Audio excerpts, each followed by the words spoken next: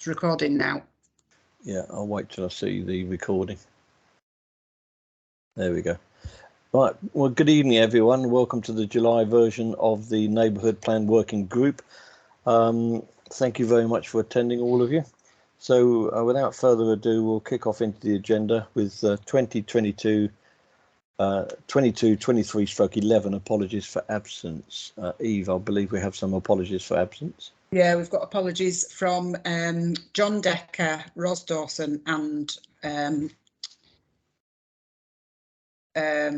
Martin Weaver. Martin Weaver, sorry. And we should also note that Mick Taylor has resigned in the interim as well. Yeah.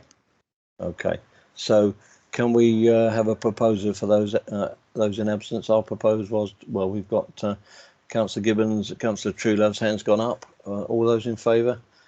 Yes, I'm assuming that you're voting, Andrew. Should note that Andrew's only on audio. So Councillor Dawson, we've done. Is Councillor Beckwith? No, he's not apologised. So, so Reverend Martin Weaver, I'll propose. Can we do it all at once, Steve? No, I think we have to do it individually because they're recorded individually. So I'll propose Reverend Martin Weaver. Presume your hands up, Mark. Yeah. All those in favour? Yeah. And that's in favour. And John Decker? Yes. Yeah. All those in favour? Yeah. Yeah. Yeah. Yeah. And was there another one, Eve? Was Tony Irwin apologising? Haven't heard from Tony Irwin. No. And it was just to record that Mick Taylor's resigned as well. Okay. All right. Thank you very much. Okay, so moving on then to 22-23/12 disclosures of interest to receive declarations of interest from councillors on items on the agenda. Are there any from Philippa or Mark? No, none from me. Okay. None from Mike. Thank you very much. Have you received any written requests for dispensations for pecuniary? No. Okay, so we're not going to grant any. Okay, moving on to 22-23/13 minutes to approve the minutes of the meeting held on the 29th of June. So let's have a look at those. I had no issues with them. Well, I'd propose them then. Okay, and I can second them. So all those in favour of accepting the minutes? Yep. Yeah, thank you very much. Those minutes are accepted. So public participation, there are no members of the public. We moved it to Teams fairly late on because of the heat and the requirement, well, the advice not to go anywhere. So I figured it would be easier to have it on Teams, given the fact we were on Teams anyway, with Lee being down there in sunny wherever it is. Can't remember. Is it Cirencester, Gloucester or something? That's correct. Cirencester in Gloucestershire. Okay, so 22-23/15 review and feedback on a revised plan from the consultant. I would say to Andrew and Mark that we have in the interim met with Bradford, local plan officer in Cunningham, Right. on a Teams meeting, and you can find their input in the Teams directory. So if you're on Teams and you go to Teams and you go to draft documents under the neighbourhood plan. Yeah. You can see a new file there under files. There's a new file there under BMDC documents and input. Lee is going to talk through those in a minute as he brings us up to speed, and then we're going to make a recommendation to the full council. Sorry, Steve, I put it somewhere slightly different. So it's in draft documents 6.202 documents for approval, then Bradford comments. So number 3 is the early ones. That's their earlier ones, and that's some of their other documents. So okay, so their comments on number 6 are in number 6. In Bradford comments. So yeah. Okay. Yeah, it's a separate file. Okay. 28 minutes ago from Philippa Gibbons, 3 items. Yep, got that. Thank you. Thank you for the correction there. Okay, so without further ado, I think we'll hand over to Lee to talk us through what he thinks of the feedback from Bradford Council. Bearing in mind we are on video, Lee. Okay. And talk us through recommendations. Okay, well, let me just say at the outset, I think I know in the past you've had some difficulty getting the feedback from Bradford in a timely manner. But I think they've actually, put a lot of effort into giving you the feedback this time. And on the whole, I think it's given with a good heart, in that they really want the plan to succeed. So I think the whatever advice they've given, it's with the best intentions. And I think there's an element of in neighbourhood planning, as I've said before, where the rules that are laid down are not that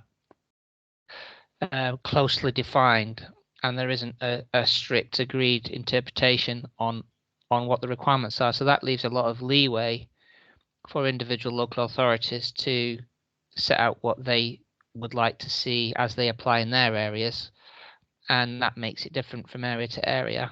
And then also you've got the almost like the wild card of what the examiner might think, which the examination varies from place to place and from examiner to examiner.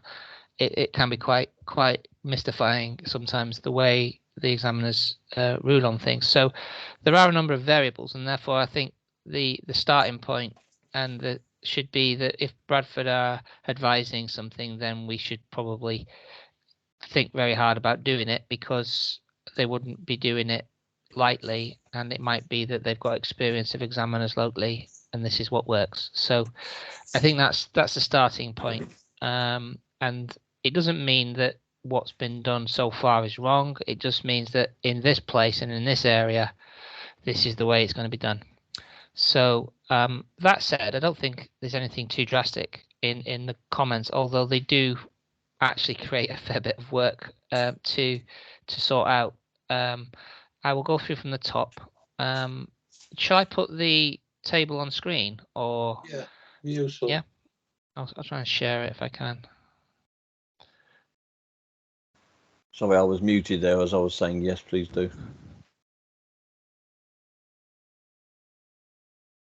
Are you seeing it? Yeah. Yep. Okay. So they've provided a table linked It's to quite different small, sections Lee. of the plan. Okay. I'll try and make it as big as I can.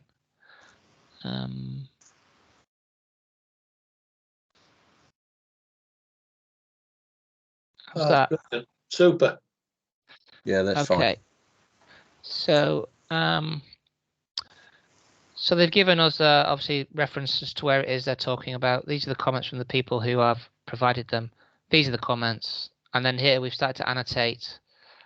This is a column we've added, where we'll annotate our actions just to sort of keep track of what we're doing.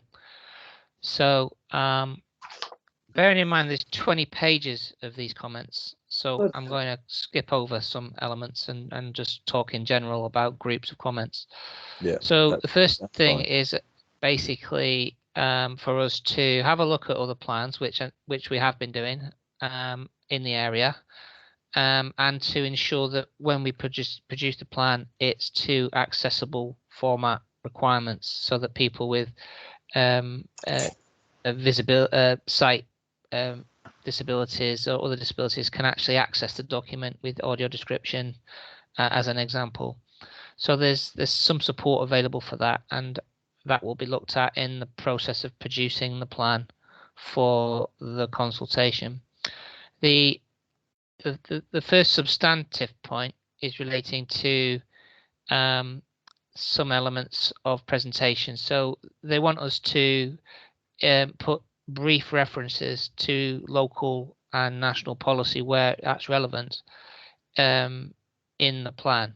There's a model for it from some of the other plans which Bradford have found helpful, and we'll reproduce that. I haven't done it yet, but I've got the references and the reviews of policies already done.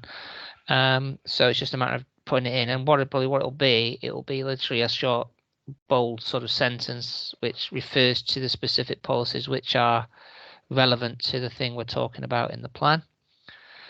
The bigger task that they've set, and again, this isn't something that all areas actually ask for, but it is something that Bradford seem to ask for, and that is a policies map. whereby in effect you have a proposals map for your neighbourhood plan.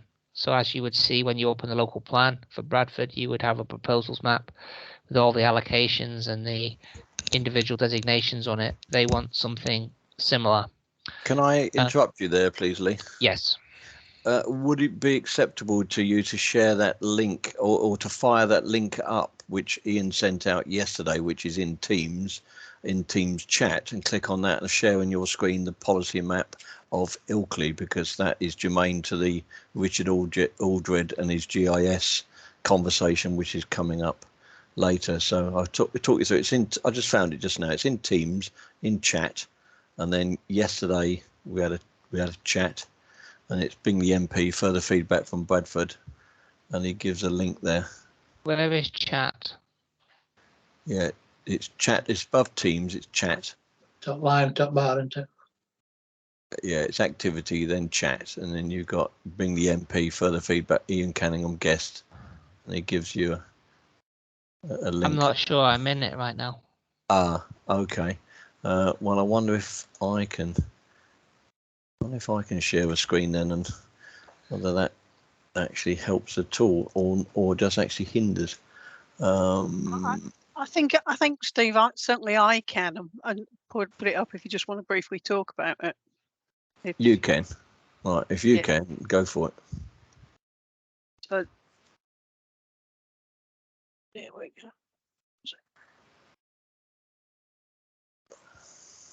Can people see? Not as yet. Still got the main picture.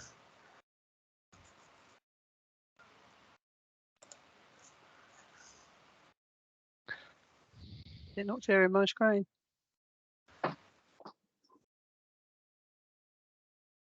They're using that share button at the top.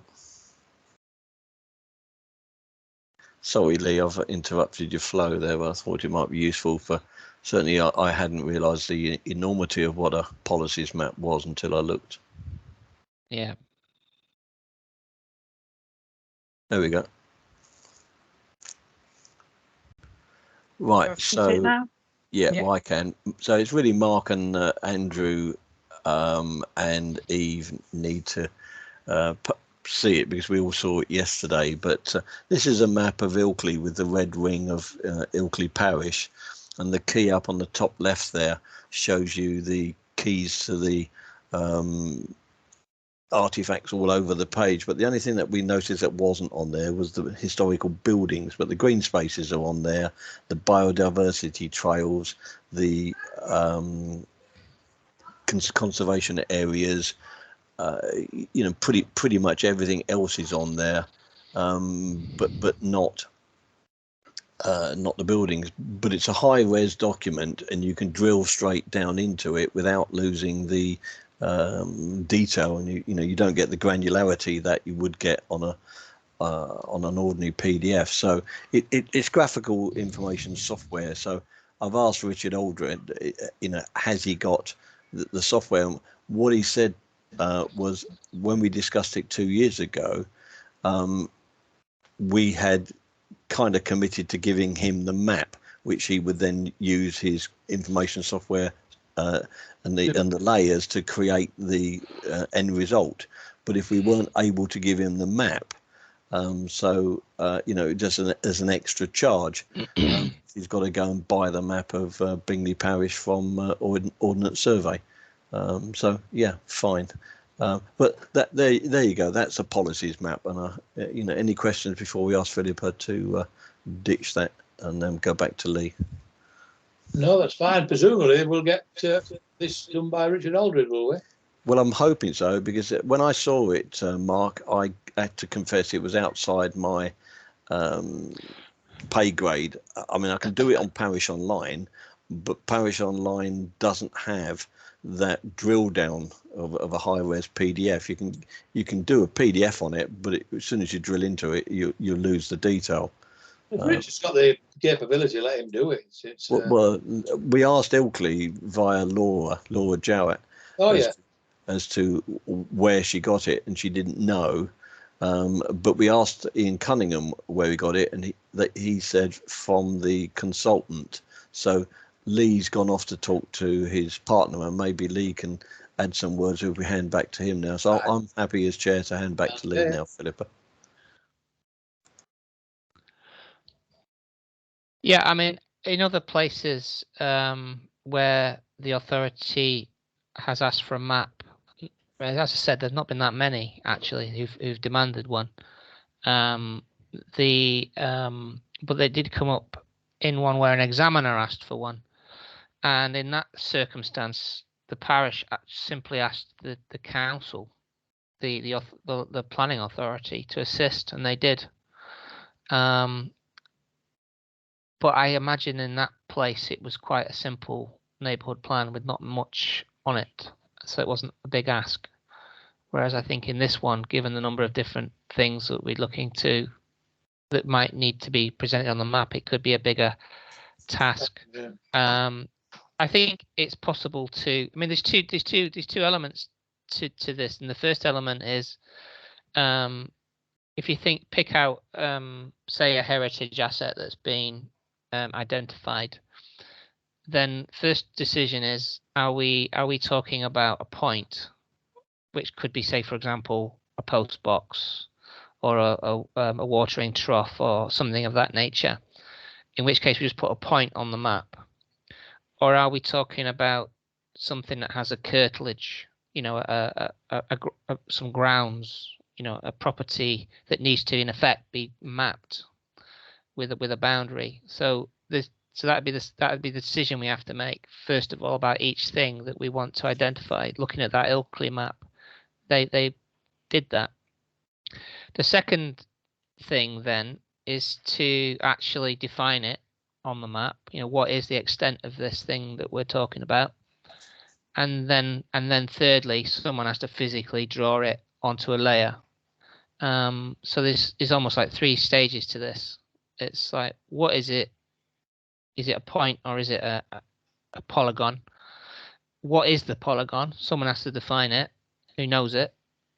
And then thirdly, actual physical act of creating the layer. I have the ability to draw these things on the mapping package I have. I can create a layer with everything on it, but it'd be one layer, I think, with everything on it, which is probably not what we want. It's probably similar sort of ability that you have to Parish Online, I imagine.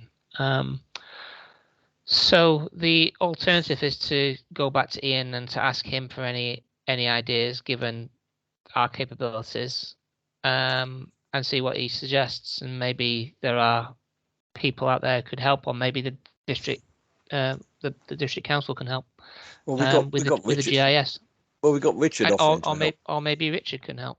But it's... in effect, there's some legwork that needs to be done. Obviously, between us, we can decide about point or polygon.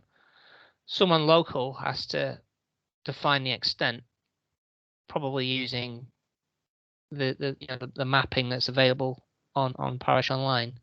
I think we've done that though, Lee. I pretty much think we've done those decisions and have got the maps available to share with Richard. What we haven't got them. What we're showing. What we haven't got them is on one big policies map, have we? No.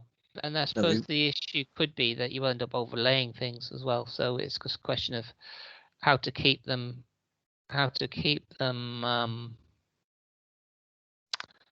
separate from each other, so that you can just layer them up rather than draw it all on one map and potentially foul it up if you then change something later. Yeah, I think my take on that is that we know that green spaces are polygons. We know that historical buildings could be red dots because the planning manager would know that it's the address of that, that red dot. Some of the other things, such as roads, are a bit difficult, whether they're probably lanes rather than anything else. But they could be discussed with Richard as on different layers, and provided the layer has the same key code as the one it's meant to be talking about, and we can use Ilkley or any other neighbourhood plan as a model, you know, he should be able to do the iterations to do that. He's certainly saying he's got the capability. Okay, well, that's good then. Do you want to share your thing back and carry on now? We've done policy maps to death. Thank you, Lee.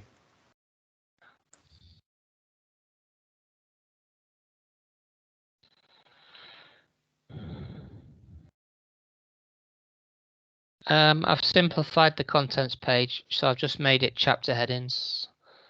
It's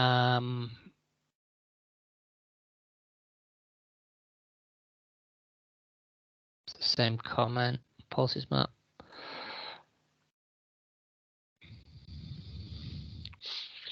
So they're querying the number of appendices and basically arguing for more content from those appendices into the neighbourhood plan, which then allows you to not have them as appendices, but as just part of the evidence base.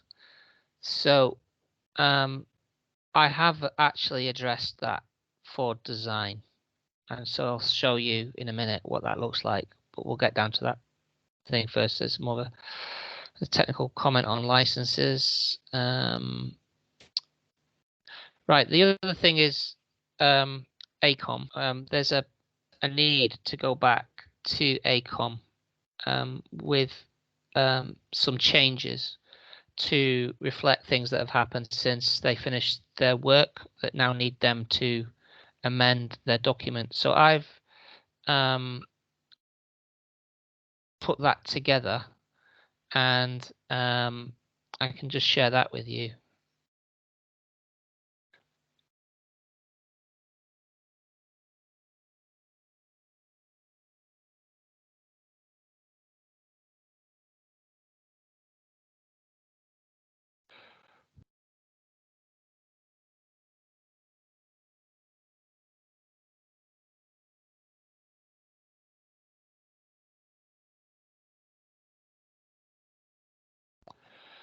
So, can you see?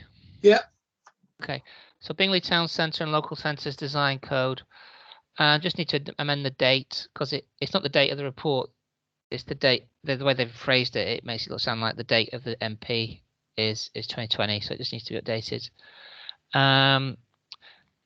Bradford made a point of querying the term mandatory guidance that was in parts of the neighbourhood plan in relation to design, and felt that that was too strong. And basically, when I went into the design codes, I realised the text was in there and it had been put into the neighbourhood plan as a copy and paste. So you might want to get, if we're asking them to update other things, which they need to update, we might want to ask them just to sort of attend to that wording. The specific reason why Bradford thought it needed to be changed was relating to the MPPF. They were referring to an old version of the MPPF because the work was done before the latest update. So the latest update was done in July 2021, and they recommend ACOM update the references to the July 2021 MPPF. I note that they hadn't really referred to the emerging local plan in the design codes report, so it probably would make sense to refer to that rather than what they referred to, which was a review of the core strategy. There's a question of the town centre boundary map. We'll park that for a second and come back to it.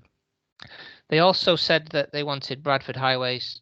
Bradford Highways said that they would like reference to design for streets and local transport notes, design guides. Now, I think we should just raise that with them and see what they say in terms of what the latest one is. I noticed there's just a typo in the design codes. They just need to change the design code 10, PR10, to put a 0 because all the others have zeros in front of them. Then on the master plan document, the waterworks site is mentioned in it as a potential residential development site, and the concept master plan for Gilstead includes an intervention or proposal for a landmark building which is linked to that residential site. So there are two things there which are in the concept master plan for Gilstead central area of the village, which probably need to be addressed. There was then a discussion about the town centre boundary. Now I have to say, probably wrong because it's actually written in the report. But my impression originally was that the town centre boundary came out of the master plan work as the most effective boundary for the town centre. But I realised yesterday, and then obviously read it in the document, actually it came from the neighbourhood plan working group, given to ACOM, who then worked with it. So basically, why this is an issue or of some discussion point is that Bradford is saying, well, if you want to propose a different town centre boundary to the one that we've identified, which is the old one from 2005, then we need to see a rationale, some justification for it to support that, as you put it in the neighbourhood plan. Now, they didn't say one way or the other whether they would support a revised town centre boundary, A, because they probably haven't looked at it in close enough detail yet, B, they probably don't know their own mind yet about what they think the town centre boundary should be finally. And so, in effect, they parked it by saying that we could propose one and it might influence us. But on the other side of the coin, it might not influence them, in which case you might eventually get an objection from them saying they don't agree with you about your boundary. The other thing is that when it goes to examination, all things being equal, if it is the way it is right now, on paper, your town centre boundary doesn't conform with the one in what is currently the adopted plan, which is the retained unitary development plan boundary from 2005. So you could get an errant examiner who says, sorry, that's not in conformity, and strikes it out. These are kind of like the kind of risk situations that you could have. And if you want to be cautious and risk averse, these are things you probably need to avoid. So if you were being cautious and therefore wanting to avoid any issue with Bradford down the line or any issue with an examiner, then the simplest thing would be just to stick with the current town centre boundary and not seek to impose a new one. Now, if you did that, then obviously you'd need to be certain that from ACOM's point of view, that doesn't upset the work that they did on the town centre master plan and on the design codes for the town centre, because you don't want to open that up all over again. So the other alternative is that you seek to justify the town centre boundary that you put forward. And the only issue with it, as I see it, I mean, it is obviously it's quite sweeping in the line that you made. But secondly, you omitted the town hall, which to my mind is a major redevelopment opportunity, and it might or might not be to you, I don't know, but it has to be answered because it was in the town centre previously, so you've removed it in effect. So there are issues there, and I think it just needs a bit of discussion to understand what your minds are and how attached you are to that boundary, and whether you think it's worth talking to ACOM about whether changing it now retrospectively would upset everything that they did, in which case you probably wouldn't want to go there, in which case you just have to carry on the way you are. Does that make sense? I could talk to that, Lee. Yeah. On the first place it crops up is in the study area and approach of the design code, because the master plan really looks at the whole parish, whereas the design code looks at the town centre predominantly, which we then expanded to include the outlying areas. So the map first appears on page 8 of the design code, where it's highlighted as redefined a Bingley town centre boundary. So despite me flagging it to them that this is where the boundary was, they presumably knew that they were redefining it because they've used the title of redefined a Bingley town centre boundary. Now, other than that, they don't talk to it at all. They don't say why. They do, I'm afraid. So there are several plans where the town centre's drawn on it with a boundary, I've found. Yes. And then they talk about the town centre code applying in the town centre. They do, but they don't say why Bingley Town Council redefined it. No, they just said that the Neighbourhood Plan Working Group gave it to them. So that's what I'm saying. It's Bradford that are now asking you, in effect, therefore, for your rationale as to why you changed it. So picking up your risk analysis, Yeah. And the opportunity cost of not having a town hall in there, which we know is now the subject of a redevelopment opportunity.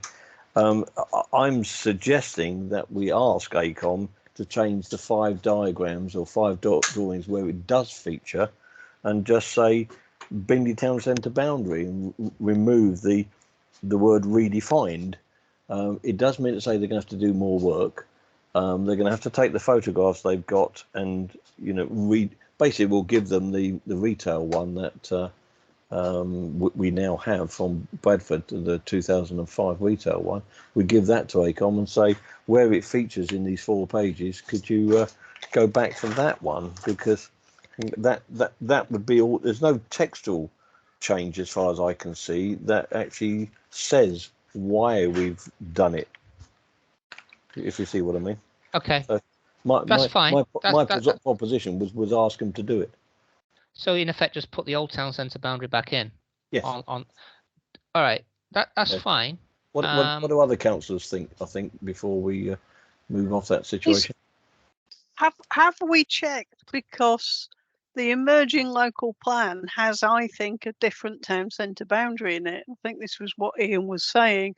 They are, through the local plan, going to redefine the town centre boundary. So whatever we do is going to be wrong, I think, unless we've got some appropriate wording in there.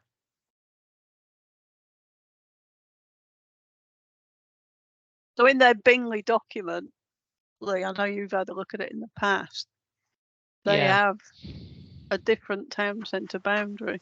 I'm just seeing how quickly it is to find on the internet, Philippa. Again, if you go to, I can put it up. Emerging local plan, Bradford Council. Draft Bradford District local plan. Right. I've got the document here if you want me to sling it up quickly. Well, it would sound sensible. I don't know whether that affects Lee's flow again. No, that's fine. I'm afraid it will. Well, remember where you were, Lee. So this, tell me if you can see it. Yep. Yeah. So this is what. Right. No, what? Sorry. Sorry, can you just? That's it. It's not huge. It is different, and where it's different is in the Dub Lane area, where it includes the Aldi site now. If you go up to the top again, please, Nicola, Philippa. I don't know why you always think I'm my sister. I always think you're the other Nick. I don't know. It ends in. I'm tired and irritable. I've had grandchildren here all day. So you can see Mill Walk is excluded, whereas we included it. So there's a change there. I went down the Riverside Walk, where on the left-hand margin there, where Philippa's cursor's moving. I went down through there and captured all the woods, and then I cut straight across and omitted the.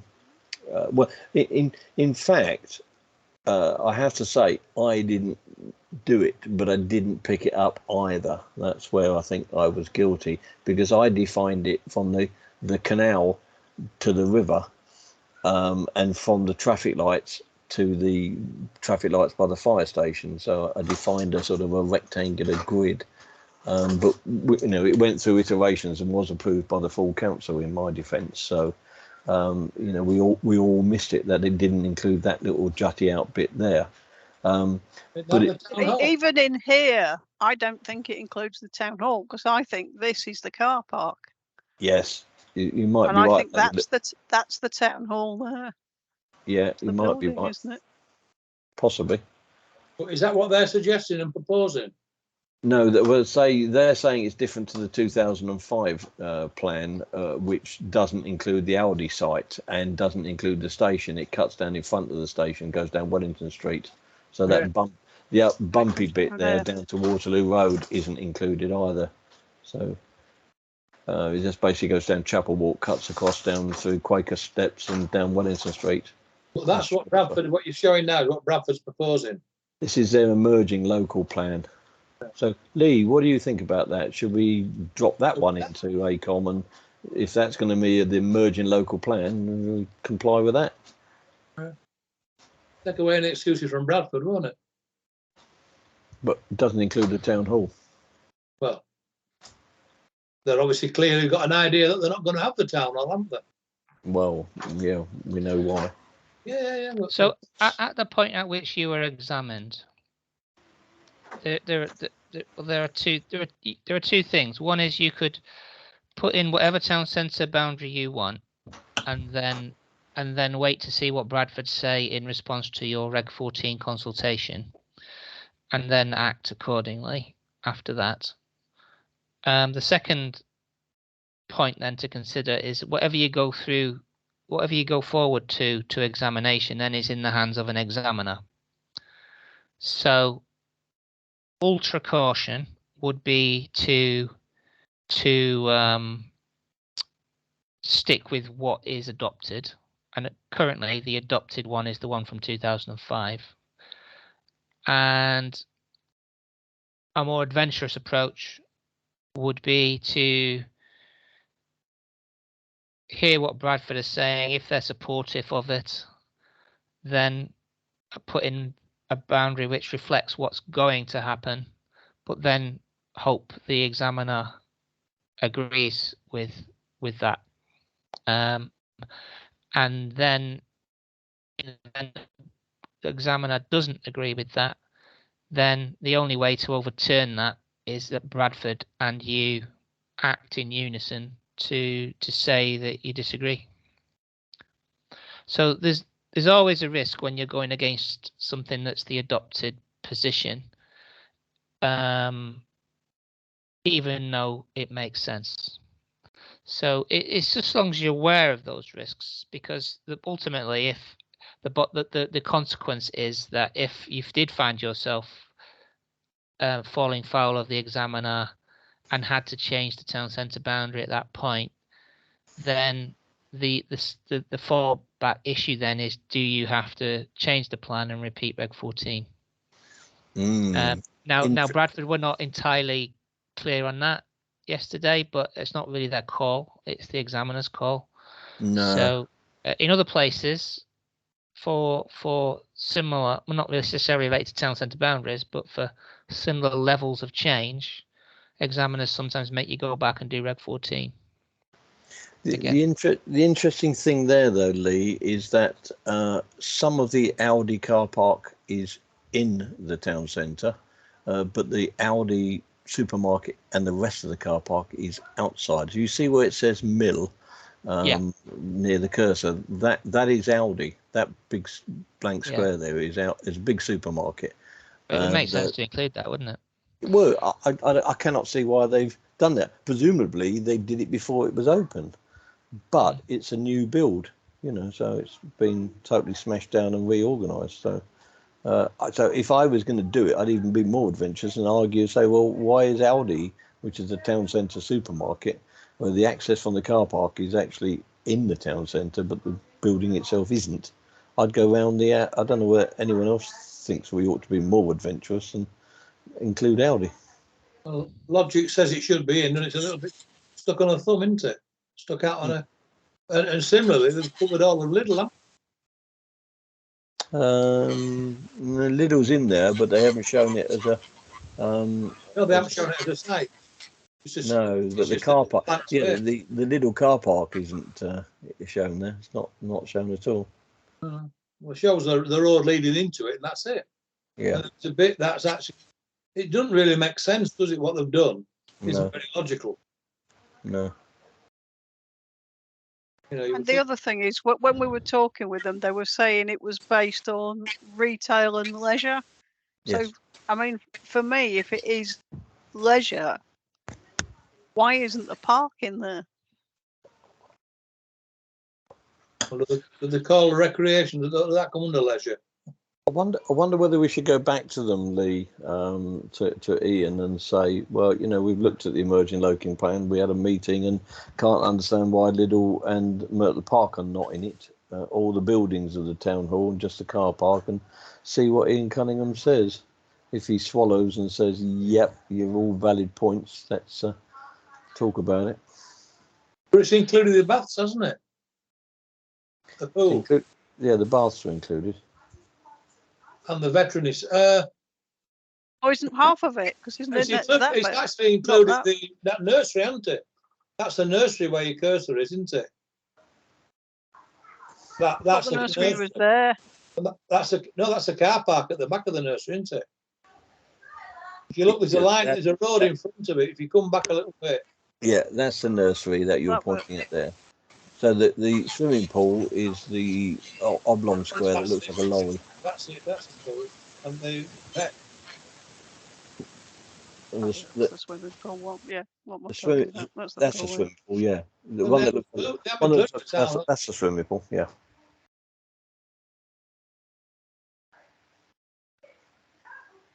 You go round the back and then down the road. There's no. Well, have they included it? No, that's the swimming pool you got your cursor on now. The bit that looks like a lorry is the car park. That's the car park, yeah. We abandon our cars, and they're the steps up to it. That little. Yeah, that's the one into the Yeah. The decked house hall. So you're right. I mean, Lee, should we go back to logical and challenge this, and then we don't know. We then take a risk with the examiner as to we're in front of the game. We're in front of Bradford. Well, I mean, I think the one thing is that if you go to Reg 14 and then that gets a full response out of Bradford, then you can make a change after that, and it doesn't necessarily hold you back because you're just responding to the comments that have been made and then moving on.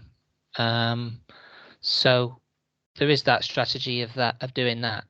But I just think the boundary should be what you want now for the long term. So if you in fact do want that little finger going off down the town centre, down the town hall, then it might be worth including it now. If you actually do want to exclude it, then fine. Yeah, I think my issue might be Myrtle Park extends way beyond the lower boundary of that document. So I don't think you'd include the park because no, they wouldn't want that. Because basically in Bradford's policies, they'll be obviously quite supportive of major development in town centres. Yeah. So they'll be averse to including large tracts of open land that are actually parks as sort of town centre development land almost. So that's why the boundary is probably drawn quite specifically at the moment. And literally goes around the backs of certain properties and is not necessarily including swathes of land. So that's the approach they'll have taken, and they won't want to deviate from that going forward. They'll just want what is a reasonable exposition of what the town centre boundary should be now. And it seems like, from what everyone's saying, that certainly the Aldi should be included in full in that. And the rest of the little car park, which is just if Philippa can point out that bit there. Well, that's already part of the car park. They can't do anything with that anyway, can they? Yeah, well, that red line needs to move. That's what we're saying. Yeah. Well, you're saying we shouldn't include things like we had, which is the Riverside Walk here, because we don't want to see it developed. So you're saying that for the town centre boundary, it should be areas that we do want to see developed. Well, town centre boundary is something within which a number of activities, developments, approaches to mixes of developments apply, and therefore you don't want to be including lots of land that you would never intend to develop. Now, clearly, if you've got a square in the middle of town, then you can't exclude that, because the square itself becomes a focus for civic and cultural life in the town centre. So the question you're asking yourself is that Riverside, if that's a park by the Riverside there, is that ever going to fulfil that sort of function? If not, then it probably shouldn't be in the town centre.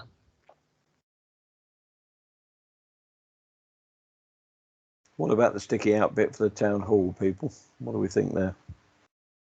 Well, it's neither one thing nor the other, is it? Well, that's the car park. Yeah. I'm pretty sure that's the car park. It's because that's the town hall, isn't it? Mm.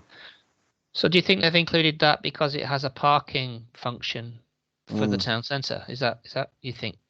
Why? I think it is a subterfuge, Lee, because it's part of Myrtle Park, but the town hall is hard to manage without the car park. So basically, they've stolen a bit of the of the park. Actually, can I just interrupt you, Steve? If you follow the road up from in front of that dotted line that sticks out, that we think is a car park, in actual fact, that's a town hall. The car park's in front of it, where it says TH. That's the car park, TH. And follow that line round, goes the road back to the down. So that's the road round and back down. Well, that's the town hall that they've covered in there. That sounds good to me. I'm just firing that up on Google Maps to check whether that is indeed accurate. But that seems to be going into the car park that you run round to it, and it looks like that shape anyway. When you go up there, it's that bit sticks out as the entranceway. Yeah. Into the town hall. You're right. So yes, well interrupted, Mark. So yeah, Mark's right. That building there is the shape of the town hall, and the car park is the blank bit in front of the roadway approaching it. I'm surprised they haven't put the roadway into it. Well, they have. Yeah, so I think does that help, Lee? Does that help your recommendation? Well, it obviously based on obviously what you've said about the potential for development there as well. You do wonder whether it would be the right time to remove it from the town centre. Well, do you want to leave it in there? So though? I think it should be. I think it should be left in. The only knock-on effect is if when you went back to ACOM and told them that, they'd say, well, we'd have had that as another gateway or another quadrant or whatever. But it's probably a bit late for them to reopen all their technical work on this, and it would certainly delay you if they did that. So maybe we don't want that. You just want them to redraw the boundary and move on and move on. Yeah. Okay. All right. Back to you then, Lee. I think. Good.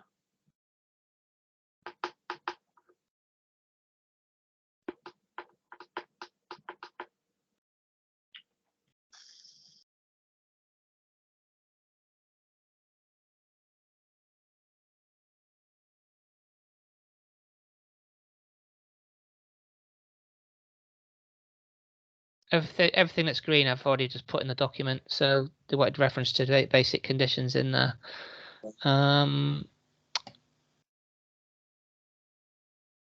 They incorrectly told me we were wrong yesterday on the MPPF. I sent them that, but I've done it anyway, just to avoid an argument. Can I come back on that, please? Yeah. I liked your email to Ian, and I thought I didn't want to water it down, and I'd see what Philippa and Mark want to say about it. But I actually liked your pushback, which said, I'm sorry, Ian, you're wrong. Basically, if the plan is made, then our plan takes precedence over their non-strategic design codes or non-strategic plans. So we get what we want, basically, if we got a policy on it.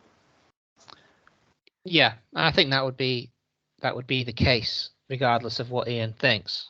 Yeah. So regardless of that sentence. If you have changed, I'd like you to change it back. And I don't know whether Philippa and Mark won't be up to speed on I'm up to speed with it, so. I just wasn't sure. Just excuse me a second. Did you see Lee's email back to? I did see Lee's email, and it was just almost the last bit of the bit that Lee copied out, section 30. Yeah. Where it says, once a neighbourhood plan has been brought into force, the policies it contains take precedence over existing non-strategic policies in a local plan covering the neighbourhood area where they are in conflict. Then it says, unless they are superseded by strategic or non-strategic policies that are adopted subsequently. So if my understanding of that is, if we've got something that's in conflict the emerging local plan, and our neighbourhood plan is made first. Once the local plan is made, it will take precedence. That is true. If it changes the policy stance, so you have the opportunity when there's an emerging local plan because there's always an emerging local plan. There's nearly always one in wherever you are. And if you're lucky, there's an adopted one that's worth basing it on. In your case, it goes back to 2017. So you make sure that your policies are consistent with the adopted one, but then you have to take into account things which may have changed. So the NPPF may have changed the policy stance such that it takes precedence over what is adopted in the core strategy. The other thing that then changes is the emerging local plan. Now it's not adopted at the point at which you adopt your plan because it's still emerging. But clearly, as it goes further down the line, it gains more weight. Now, at the moment, it's not got much weight because it's not been published as a Reg 19 sort of proposals plan. It's only been at several consultation stages, Reg 18. So at the moment, it doesn't have much force, but you can see the direction of travel. And so the skill is, as long as you're in this process, you try to both be in line with the core strategy where that's relevant, and at the same time be as up to date as you can be with the emerging policies. And the further along they are, the more the examiner would look at them and say, yeah, you should be sort of thinking about being in line with that, as well as because that's going to be coming into force very soon. If you get through this process and we're still far from adoption, then you're really relying on the core strategy with as much as you can towards the emerging local plan. Now, when that emerging local plan is finally adopted, you only have to review your policies where they are in conflict with what would then be the new local plan. So the hope that the aim is to try and avoid that conflict in the drafting of this plan, such that you don't have to change it straight away. So, but aren't there two things? One, that we're as compliant as we think we can be, and two, that as Bradford's plan goes through its consultation, we should be feeding back to make sure that what we want is in there. Yeah, as a separate activity. It's not the sort of thing that falls. I mean, you're not really relying on neighbourhood plan funding at the minute anyway, I don't think, are you? But if you were using government money still for the neighbourhood plan, you wouldn't be able to use that to fund work to respond to Bradford. It's just something you do as obviously your separate council activity in responding to consultations. But yes, you continually feed back what your plans are. It is an interesting one that, once your plan is adopted, then it should, in theory, as Ian was sort of hinting yesterday, influence how Bradford think about your area in their policies.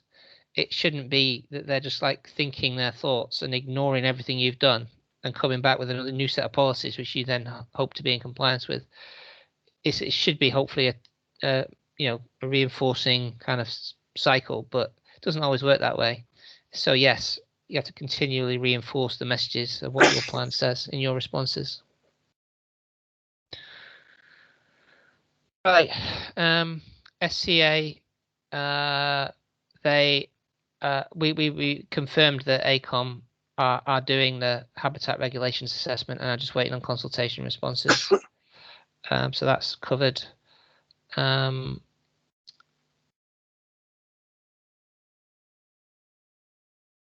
They like the table on sustainable development and how the plan meets it. Lots of other things to just gloss over. They like the description of the consultation, and it's the basis for the consultation statement, which would obviously grow greatly once you have the consultation responses to the Reg 14.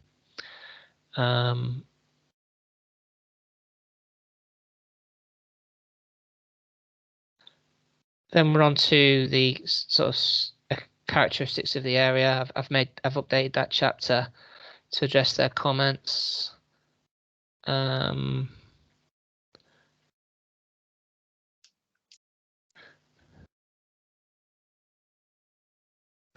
given a bit more of a flavour of the villages in the vision and objectives section to sort of stress that the villages all have little nucleuses of services and facilities which make them sustainable, allow people to access them on foot, and that should be retained and strengthened.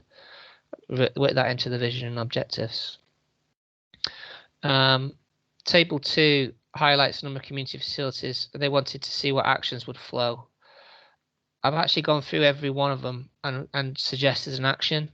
I don't suggest we do it on the call now, but that table's done. I'll just flash it in front of you, if you like. I'm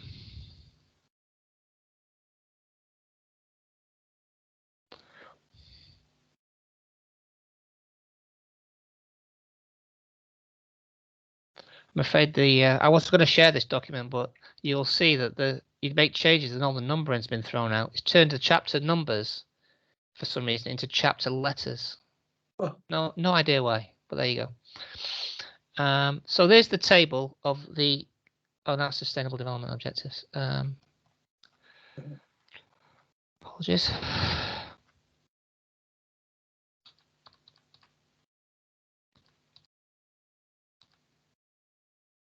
So there were obviously a lot of actions set out by village, and I've just tried to think through what the potential actions could be and who might take the initial actions. So I think I'll send that as a separate thing and maybe start having a look at it once we get there. And then they suggested reflecting the desire to protect the facilities that's in the first policy and list them. So I went through all of the items where it looked like you'd wanted to protect a particular facility, and I've listed them all. And again, we need to sort of confirm this is what you want. And then secondly, we need to identify the specific location. And then thirdly, we need to make sure that we covered everything that we want in them. So I've just simply taken it from the aspirations table. We need to decide if it's appropriate to protect them in this policy or in other policies. And I'm just sort of raising a few points. But I'll send that to you as a separate thing, and then we can start to sort of pin this stuff down. But that's the sort of policy Bradford wanted to see, so I've listed them. And I assume that's what they'd want to see on the map or on a map. I think my only concern there, Lee, is the piece of work getting in the way of giving it to Richard Aldred, and the schedule of meetings that we need to, have that discussion and confirm this is indeed what we want to do, and finding all the addresses, and that will impact on anything we ask a designer to design, won't it? In terms of timescales, yes. Possibly, yeah. Okay, just note that then in passing. Okay, I'll go back to the table.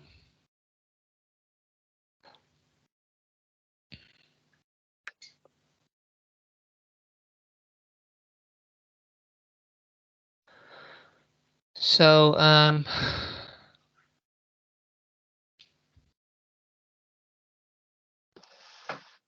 so the next set said that they basically there are 10 overarching design codes, 2 town centre design codes, 11 shopfront codes, a town centre master plan, a concept master plan, and 2 concept master plans, one for Gilstead and one for Crossflats. And at the moment, the policy simply referred the user to the separate documents where they could review the design code requirements. Now, Bradford felt that was a little bit disconnected and that we needed to bring in elements of the design code into the document so people could read it in the plan. and then see it reflected a little bit more specifically in the policy, which is quite a complicated task, actually. So I've had a go, and I'll share it again just to show you. And I'll send this out as a separate thing, just so we can focus attention on it. Where is it? So,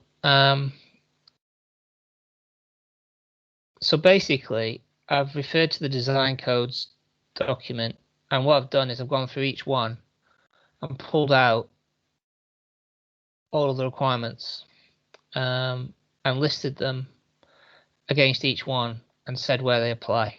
And basically, when it boils down to it, the design codes either apply in Bingley Town Centre or they apply anywhere else, or in Bingley Town Centre's case, both. So it's not that complicated, although different things are referred to. So if you look at the design codes, they obviously refer to different aspects of the urban environment and different, sometimes fairly sort of random stuff in a list. So I've tried to pull out all the relevant requirements or guidance points from each one, and there they are in the table. There's quite a lot. This is what the design codes say. So at least now they're in the document, but as you can see, it's 5 or 6 pages of stuff. Then obviously they made a similar point about the master plans. So Lee, yeah, can I just ask you an open question about that table before you move on? Yeah. How will that impact back on the drawing of a design a policies map? Are we going to have a blanket throw over the town centre which says all these policies now apply because we've now got a policy in the main document? I wonder. Yeah, they wanted, they suggested a single design policy. So I've tried to prepare one.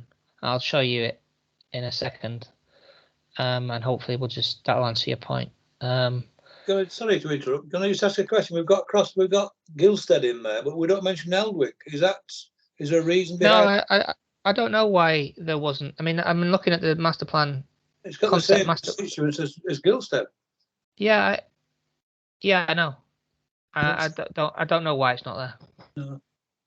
Doesn't seem logical, really. But I mean, yeah, it's just asking yourself the question: Does Eldwick have a similar sort of village centre as Gilstead does? If the answer is yes, then I can't account for why there isn't a concept master plan for Eldwick. No, I just noticed it there. That were all as you. Yeah. No, there is. There's only the two. I can't mention myself. I just asked the question. Yeah. Maybe we should look to put it in. So the master plans, I've just referred again to ACOM's work, and I think what you could do, I haven't put them in here because it'll make the document really large, but there are obviously concept master plan drawings for the Gilstead Village Centre and the Crossfatch Village Centre, and then there's a table setting out the design principles and propositions in each. It's an issue about where we put the Bingley master plan, town centre master plan, because there's a separate town centre chapter. So I kind of thought it would make more sense to put the master plan for the Bingley town centre in the town centre chapter rather than here.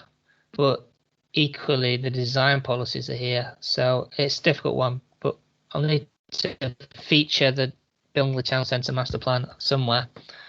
Again, I've just gone through the master plan, concept master plans, and listed there's 2 sections to each one. One is the sort of the design principles, or in case of Bingley Town Centre, it's described more as constraints and opportunities, and then the proposals and the interventions. So I've put them in that table so that the reader of the plan can see what they are rather than going back to the master plan documents. And just note there that the Gilstead one obviously contains reference to the waterworks site as a potential residential opportunity, and then also has this idea of a feature building which is on that site. So that those are two elements that AECOM need to look at, and we need to advise them on. So my understanding being these are not proposed allocations, and we don't want to get into that, and those sites are not available anyway, as I understand it.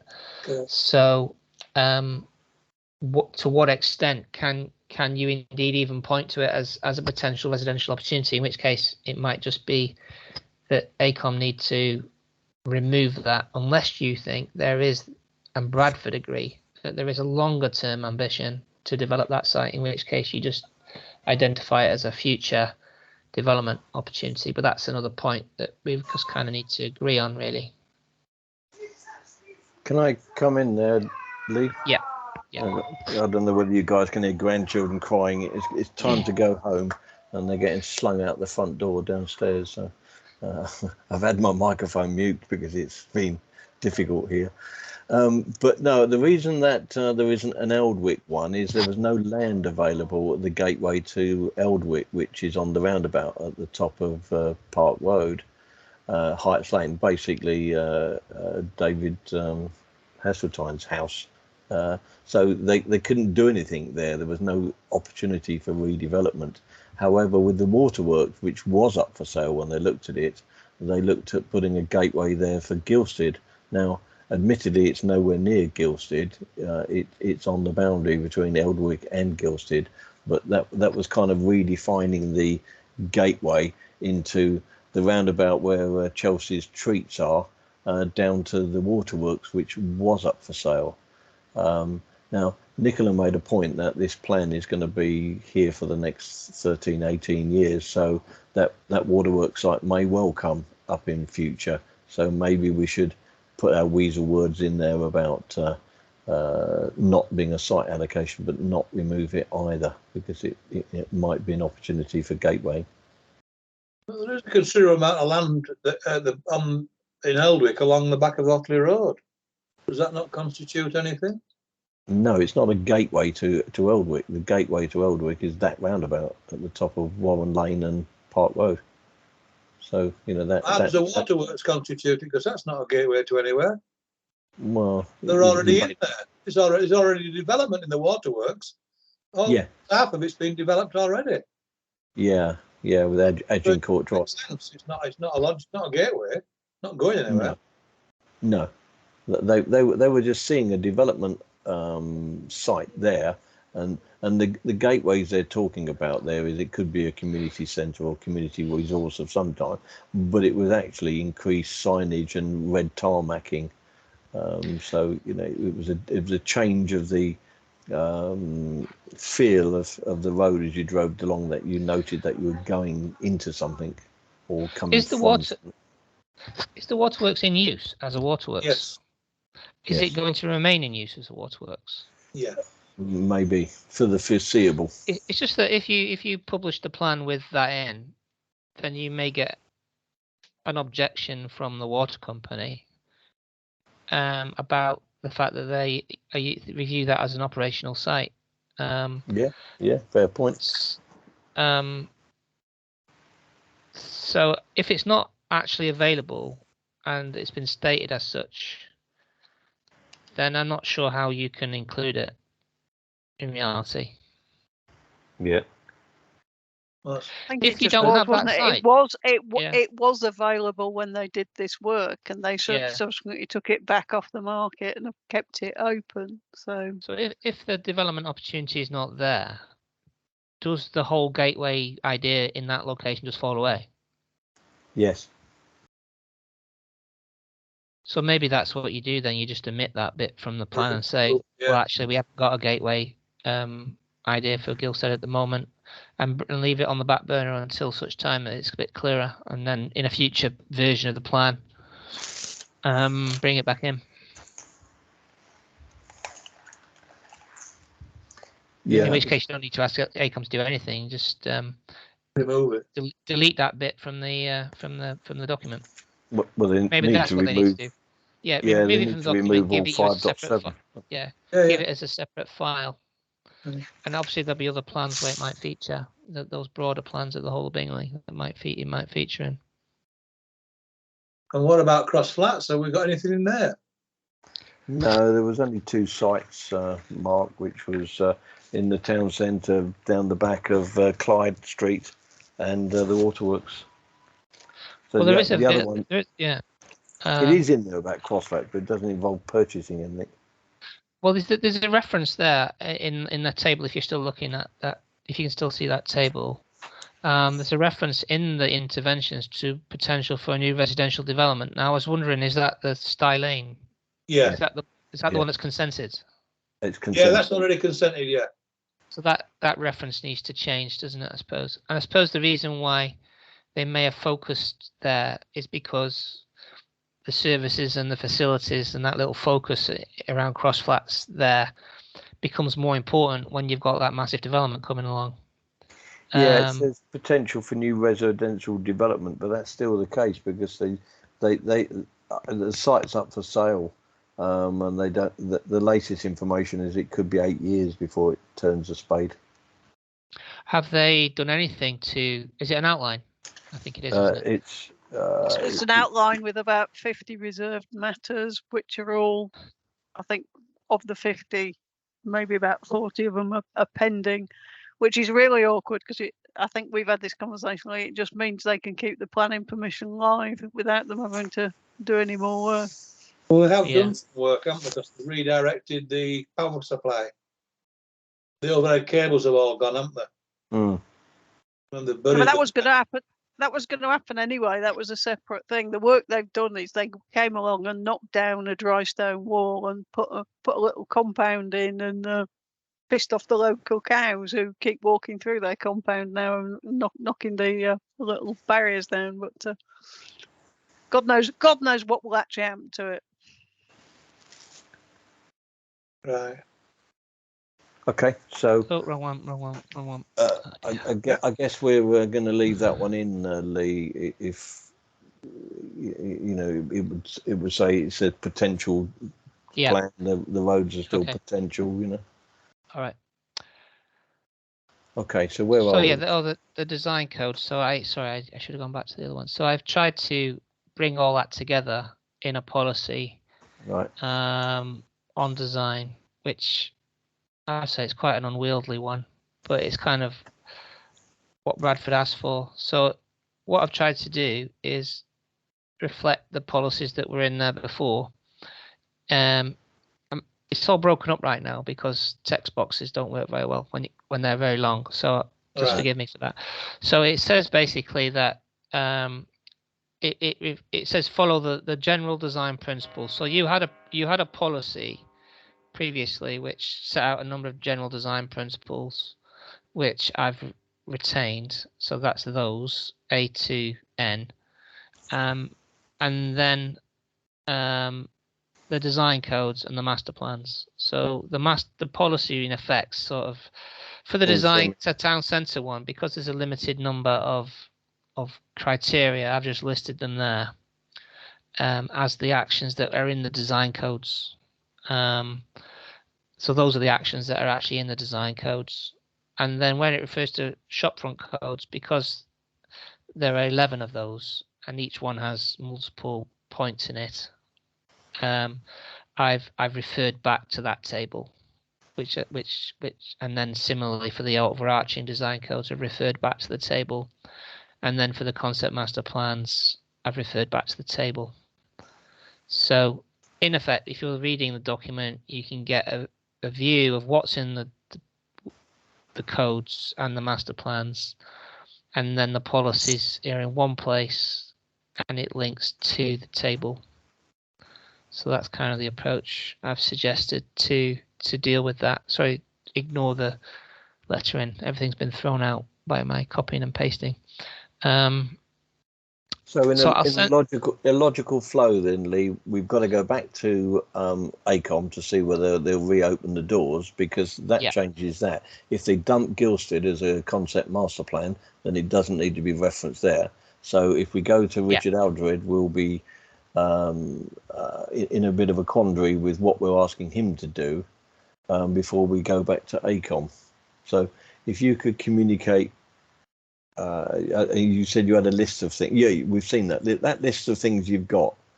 Yeah, I'll package that up as an email to send to you in the morning. And if you could add that Gilstead concept master plan as well, and dumping basically chapter 5.7 and renumbering, we'll go back to them.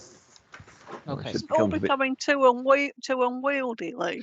Well, I mean, I know they wanted it all mashed together, but it looks ridiculous to me, to be frank. Well, this is you can't reflect things in you either have a very simple language that refers to things which are clicked on elsewhere, and then you refer to them, or you try to incorporate it in the plan so that the development control officer or whoever's looking at the plan can see everything they need to see in the plan. What's the examiner going to say? I don't think they'll necessarily bother about that too much in terms of I mean, when you actually look at the design codes, so shopfront design code, take any particular one of them, it's a single page with maybe 3 or 4 pictures on, sometimes with crosses and ticks to sort of say what are good examples and what are bad examples. And then there's maybe 3 or 4 paragraphs of text, sometimes less. And within that text are some rules that they'd like you to follow. So what I've tried to do is pull those rules out in as economical way as possible, so that a flavour of it is in the document. The issue entirely, it relates to the number of them. So each one is small, but the fact is you've got 10, 21, and then you've got 23 separate codes, which you have to refer to in some way. Is making it one policy the problem? Is that if we just split it up a little bit, would it be more manageable? Well, as it stands, with if it was designed, you can increase the headings and mess around with the spacing and make it look a little bit more understandable. I guess one question would be, do you need the general principles when you've got the design codes? And what does it do to the accessibility quotient of the document, from a blind reader reading it and referring off in it? Yeah, he don't want to be referring, or he or she doesn't want to be referring out all the time, but neither do they want to be met with a table which is so complicated. Yeah, well, I mean, I suppose it's a balance, isn't it, between the person who wants to read one thing can just find it easily when things are short and you click, and then the person who wants to get their head around something doesn't want to be constantly moving between different documents. Now, Bradford have clearly come down on the side of having the relevant information as they see it in view in one place, so that you can interpret the information, see the policy, see what the requirement is and how it links together. But the problem is when you do it, it creates that sort of length. Well, let's see what it looks like. Yeah, thing to do is I'll package up the community chapter, send to you. I'll package up the design chapter and policy and send to you. So just keep it separate because the formatting, as I said, has been messed up a bit. And I think if you don't like that, then that's going to have to guide then how we go about any other bits that might need to have stuff drawn in. And then we can tailor our approach to local green space, heritage assets, landscape vistas appropriately. Okay. And we'll take that as a template. It might be that with the vistas and the heritage assets, the combination of a list of the sites in the policy, which is what they asked for in both cases, and the map will help address that without having to have too much more information in the plan. Okay. But I do see what you mean, Philippa. It's entirely right. We are lengthening this document, but it will mean that you probably could get away with not having all of them as formal appendices to the plan if that's an advantage. I can just see most of our non-planning orientated consultees coming back with the no idea what this means.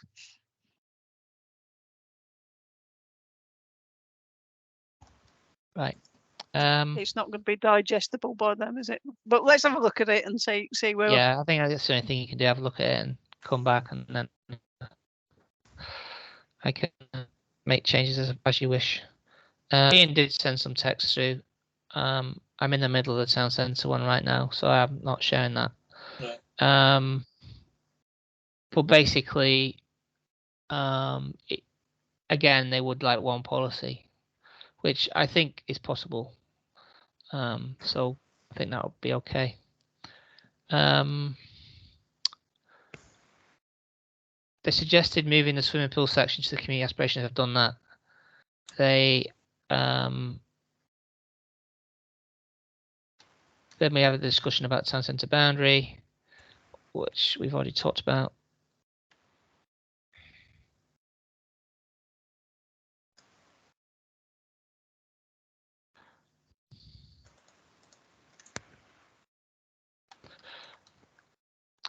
They're basically saying about the employment sites that they're allocating employment sites. So what are we saying over and above what they're saying that makes any difference in effect? So they're not necessarily against support for the employment sites. I think they just probably think that there isn't much we can do to defend them in the neighbourhood plan.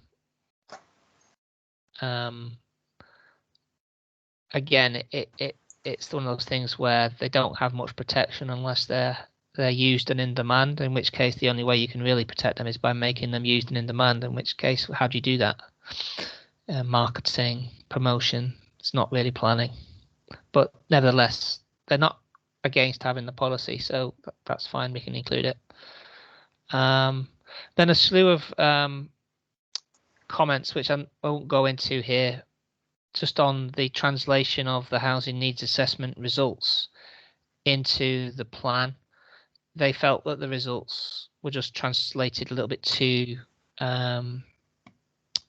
literally and specifically, and they were a little bit unclear on some of the wording. So I'll have a look at that and deal with it in terms of the comments that they made.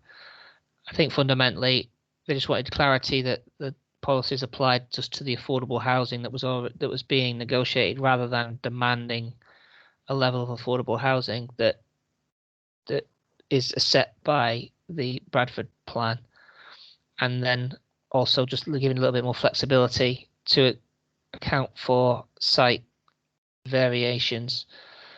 But I think you don't want to downgrade it so much that it has no effect at all. So we just have to play a balancing act with it. So there's quite a number of comments on that. Walking and cycling. There are elements in the concept master plan for Bingley which show opportunities for strengthening green infrastructure, making walking and cycling links. And based on that, we set out some text to say that that's the sort of thing we wanted to promote, and then set out some broad policies because we didn't really have the detail worked out that would support that. So I don't think they're necessarily against that. They just want some spatial expression of that in the plan, whether it's a map showing those broad corridors and arrows from the concept master plan as an example. So we can do that, and it's probably another plan that needs to be included. Excuse me. I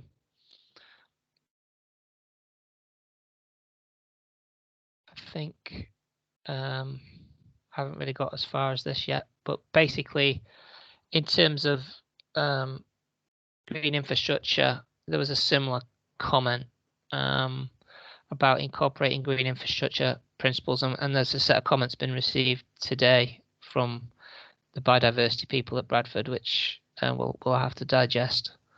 But again, it's more just introducing a spatial element to show where the principal opportunities are to create corridors, link green spaces and what have you, to create that kind of green infrastructure framework.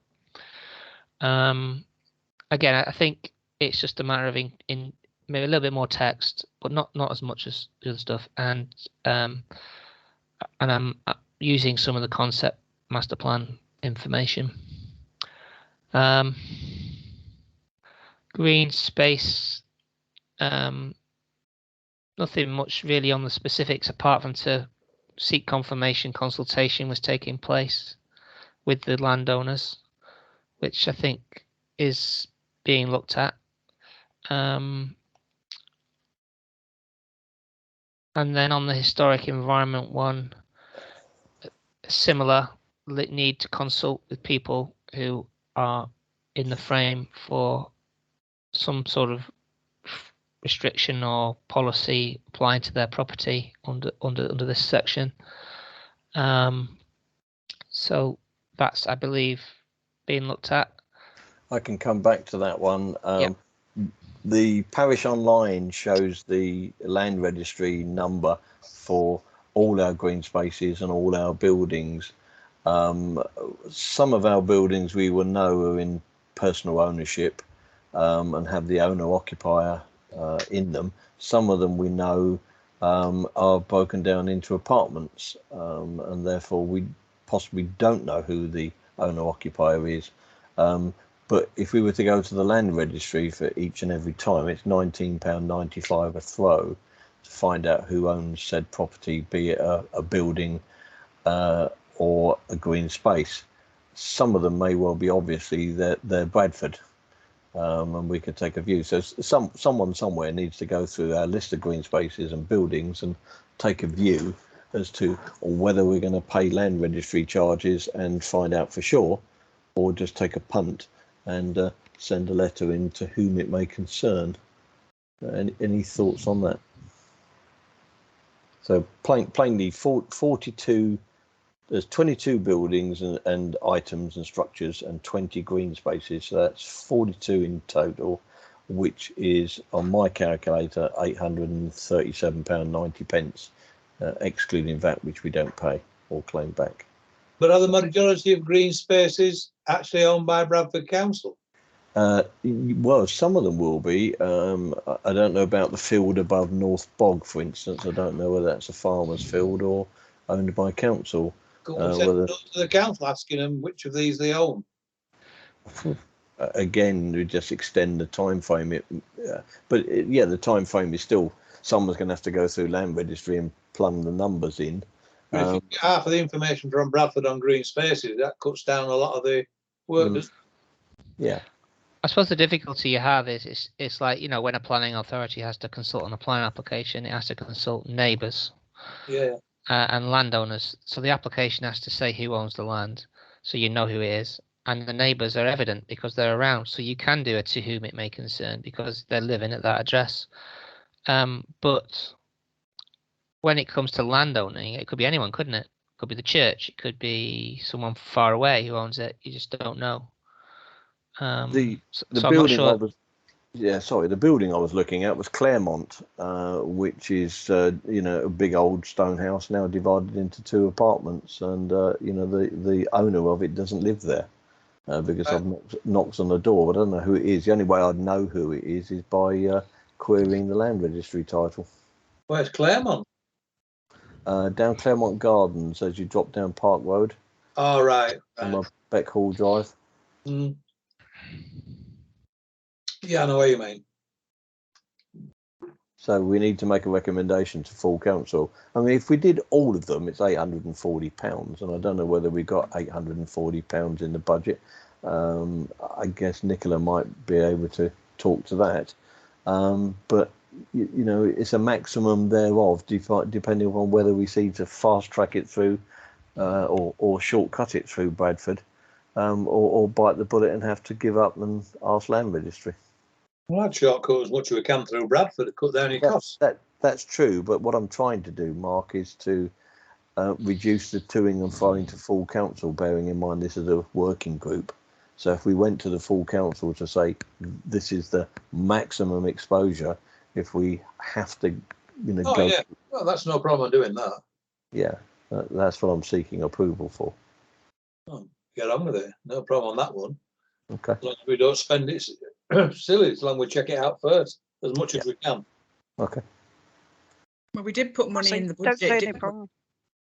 Yeah, we've got a 10 grand budget, but yeah, we've depends on obviously how got much to pay everything for else some of those. Yeah. Yeah. Okay. So Steve, we probably need to separately sit down and look at the budget. Yeah, we need to work through what propositions we're taking to full council next Tuesday. Yeah. Because it's Richard Aldred.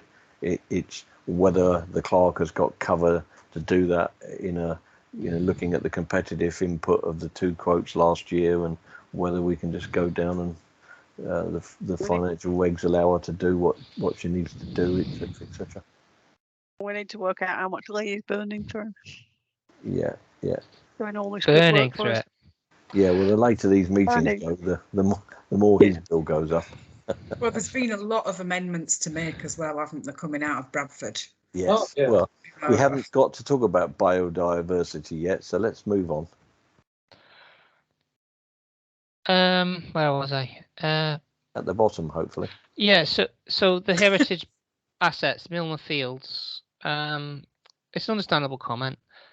It's kind of the comments we've been talking about when you identify something, you need to be clear why you're attributing it and what it is you want to achieve in the policy. So they're making a point now in where I'm hovering my mouse to say that we just need to introduce a little bit more reasoning as to what it is about the assets in Milner's Fields that are special, and they want that kind of a bit clearer in the document rather than in the appendix. And therefore we just need to be clear what it is we're saying that properties or features in Milner's Field, how they need to be assessed if anything is proposed that would affect them. So we just need to draw out the criteria and put it into policy. Right. So we can do that. Again, they want it mapped. The views, I think the only thing we had to do is check that the views were not duplicating anything in a conservation area appraisal. I think you were pretty sure that it shouldn't be, but it's just something we have to check. So I can do that. The monitoring framework, I think it's fine. I think that you give them something that you don't normally see in a plan, they ask for more. So forget that. I think what we've done there is more than enough. And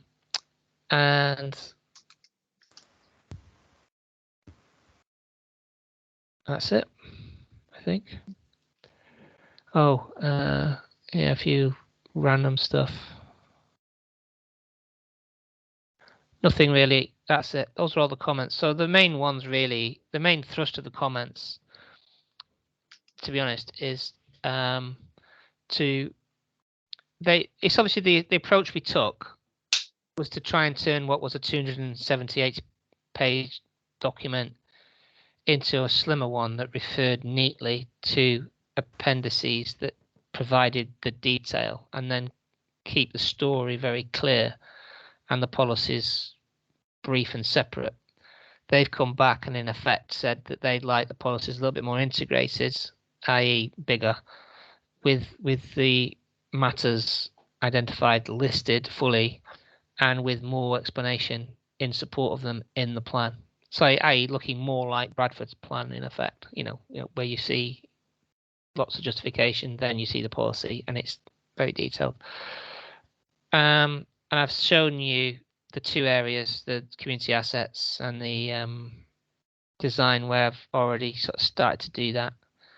The town centre one doesn't need too much more work, and then I think the others can be dealt with more by limited amounts of extra text and just more incorporation of the listed sites in the policy, which lengthens the policies, but hopefully not the rest of the text too much. So I think where the plan is being lengthened, it's the bits I've shown you is where it is, and the rest of it will lengthen it a bit, but not by as much. Good. Okay. And as you can see, I've kind of I started the design stuff and the community assets stuff last week. I anticipated that, obviously, from the previous conversation we had, that this is needed. So I've been well on with that, and I've just continued to try and work through those comments today. So I could probably knock off the rest of the comments in a day or two, maybe 2 or 3 days, and we'll see where we get to. Did you get a chance to look at the biodiversity team's input? To be honest with you, I opened it, I glanced at it, and I didn't look any more at it today. Me too. I looked at it and thought, geez. It seemed to be quite a lot, so I didn't have the will to look at it in the middle of trying to move stuff around in the other policy sections. I was getting a bit confused. Well, the problem I had with it, Lee, is it again opens the door to ACOM and the design codes and master plan. Yeah, what have they said? About the design code could include enhancements for biodiversity. Well, it could do.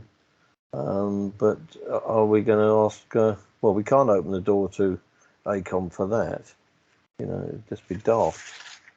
Talks about the town centre.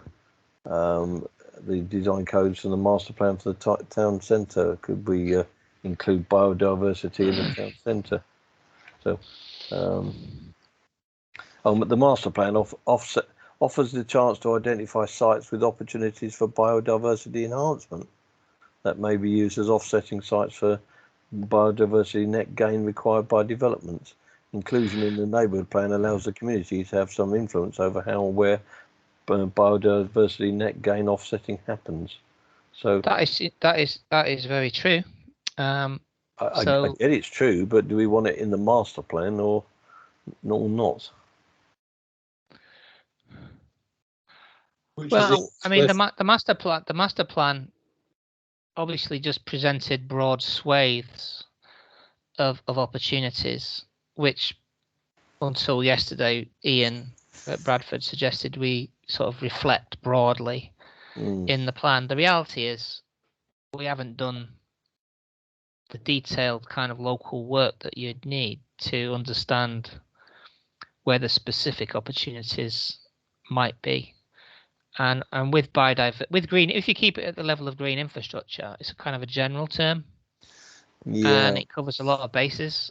Whereas when it gets down to biodiversity net gain, then you kind of need to understand more about what biodiversity is actually on these sites to then propose specific things. And we don't know half that stuff. There's 4 here which look like a lot of work to me. There's a suggestion that a standalone objective for the enhancement of the natural environment with its benefits for nature, natural processes and human health and well-being would be valuable. And then they're talking about conflicts with the connectivity of green space. The next one says, as biodiversity officer, I feel I should suggest that a standalone objective for the enhancement of the natural environment with its benefits for nature, natural processes and human health and well-being would be valuable. They're talking about specific objectives in vision and community priorities and aspirations. Then they're talking about improving Bingley town centre could include the identification of locations to increase street trees to help clean the air and cool the streets while providing habitat for wildlife. Well, we haven't done that. It isn't in there. Mind you, we haven't done our walk rounds the streets to see where we could improve them anyway, for whether it be litter picking or hanging cables we talked about yesterday. So yes, we could increase street trees, but not in this plan. It just needs to be a reference to it. So some of them you might be just say, oh yeah, we can put a nod to the biodiversity as we go through, and some of them are a bit of work. Yeah, I mean, it sometimes it's just the way you state it, isn't it? I mean, the plan currently says in the vision and objectives section, it talks about the presence of the settlements lying next to the South Pennine Moors SPA SAC that accommodating new development, which is what Bingley seems to be being asked to do, whilst reducing the impacts from it by providing suitable natural alternative green spaces and integrating them so they can be accessed on foot, by bike and public transport are important challenges. It provides an important opportunity to improve the environment for walking, cycling and for nature, which is in effect just a rephrased way of what the biodiversity officer said. So I mean, and then the walking section and the green infrastructure section also talk about the idea that where you're seeking to build the green infrastructure could also be where you're seeking to improve high quality cycle routes and walking. The only issue is that beyond the broad hatches on the master plans, we haven't got anything in detail. So that's why the policies are phrased the way they are. And I don't think we have got the opportunity and the ability to put that detail in now. One of the details they're highlighting is there are actually 11 local wildlife sites in Bingley for which details can be provided by Bradford or West Yorkshire Ecology. So we haven't even put them in there, and presumably that's a map, and that's another policy, and that's another set of policy mapping, apart from defining what the policy is. Yeah, I mean, at the end of the day, when a neighbourhood sets up a neighbourhood plan, the community can choose, because this plan, with the best will in the world, this plan does not have to exist. All that's required is that the local plan covers policies for the area. So anything on top of that the neighbourhood plan does is really an expression of what is most important to the local community. And you've chosen the topics that are of most importance to you. Yeah. So it should not be a requirement that you turn this into a mini version of Bradford's local plan, covering everything that plan covers, because it's too great an undertaking. So good advice. You are perfectly within your rights to acknowledge the importance of certain things, and why wouldn't you acknowledge the importance of a lot of this stuff? But then say, for this neighbourhood plan, our immediate focus is on A, B, C, D, and we will think about these other things in a certain way. And I think that's what we have to, the way maybe we have to treat this subject. Okay. Sounds good advice. Yeah, I think so. I certainly didn't want to open this jar of worms again and go through these and say, oh, crikey. Yeah. Oh. Excellent. Okay. So moving on then. So that was a review and feedback on revised plan document from consultation. The only bit there that I feel that is stopping progress is, one, the huge ACON piece, and B, the policy of the design codes and the master plan and the aspirations that have all been pulled back in. I think we need to have a look at that document and take a view on it. And maybe we could have a little sub meeting somewhere to go through those. Well, as I say, I'll package them up in 2 emails and send them in the morning first thing, so that one on design and one on can you hear a clock in the background here? Yeah, it's a stupid clock. Strikes on yeah. Pretty accurate. Is it chiming beer o'clock? Is that beer o'clock? So it just shows it's just, and for 3 times in a row, my missus kept saying, I won't wind it up again because I can't get it right, and she kept winding up the wrong one and kept rewinding it again, so it keeps chiming. And she promised me this time she did. She's winding you up. That's what it is. Exactly. So okay, so But yeah, I'll send you those in the morning. Two Okay. emails, one on design, one on the community aspirations section, and at least you've got that. And then we take a view on whether you think that's unwieldy or what. and the last 7 words of this agenda point is and to make recommendations to the full council. So what does the team think about? Are we there yet, or do we let this full council go next Tuesday and pick it up for the next one and get our act together? But that just adds another month to it. Can we just give an update on where we are regarding the green space and the extra costs that we're probably looking at? Well, we can do. We can go ahead with that bit, can't we? I personally think we should be in a position to give a maximum ballpark of the cost of writing to 42 landowners. I think we should get their permission that we indeed have to write to said landowners, because that's another thing we can't do without them. So I can work with the clerk to get an Excel spreadsheet, but you know, we need a delegated authority to write the said letter, because it will come out from Bingley Town Council, won't it? So full council need to understand that. I think we could probably get their buy-in to go out to Richard Aldred when we're ready. Now, whether that's the day after the council or the week after, but it certainly should be, you know, within the month, I would have thought. We can certainly start talking together online about what sort of photographs we want in the document as a team. We can share that and start throwing up some ideas. You know, I've said a few tonight, but those photographs are freely available, and we can share web links to those as well. So, you know, I guess we can start making it. We can do something, can't we? Well, we can make it appear pretty in our minds. I don't know whether have you had a chance to look at the Ilkley one, or the Steeton and Silsden one, Mark, or the Oxenhope one. I looked through in the early days. I looked through Steeton and Silsden. Well, go and have a look at the Ilkley one, because there's some nice pictures there of Ilkley Moor and plovers and things like that. And you know, that I think is the competitor we've got out there, is the aspirational one. It's a double page spread that comes up nicely on your PC. If I could be so bold as to ask you to do that, and maybe Andrew as well. I'm guessing Andrew's still there listening. Hopefully he is. He could go and do the same.